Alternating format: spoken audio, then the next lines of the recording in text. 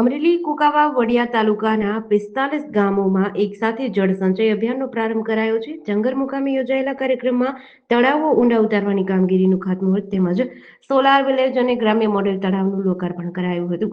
કાર્યક્રમમાં ઉર્જા રાજ્યમંત્રી કૌશિકભાઈ વેકરિયાના અધ્યક્ષસ્થાને અને રાજુલા જાફરાબાદના ધારાસભ્ય હીરાભાઈ સોલંકીની હાજરીમાં વિવિધ વિકાસ કાર્યોને વેગ આપવામાં આવ્યો. ગીરગંગા પરિવાર ટ્રસ્ટ અને પીજીવીસીએલના CSR ફંડના સહયોગથી 45 ગામોમાં તળાવો ઊંડા ઉતારવા માટે કુલ 45 હિટાચી મશીનો ફાળવવામાં આવ્યા છે.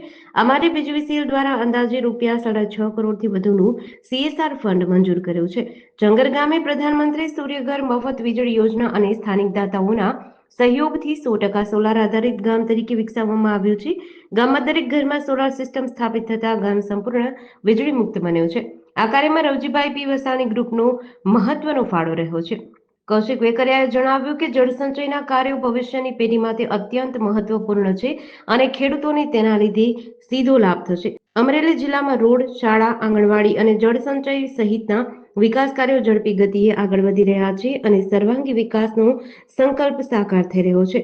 કાર્યક્રમમાં જિલ્લા પંચાયતના પૂર્વ પ્રમુખ સુરેશભાઈ પાથર, ગીરગંગા પરિવાર ટ્રસ્ટના દિલીપભાઈ સખિયા, અમરેલી માર્કેટિંગ યાર્ડના પૂર્વ ચેરમેન PP સોજિત્રા, જિલ્લા કલેક્ટર વિકલ્પ ભારદ્વાજ, જિલ્લા વિકાસ અધિકારી પરિમલ પંડ્યા વગેરે ઉપસ્થિત રહ્યા હતા. JDC ન્યૂઝ સાથે મૌલિક દોશી, અમરેલી.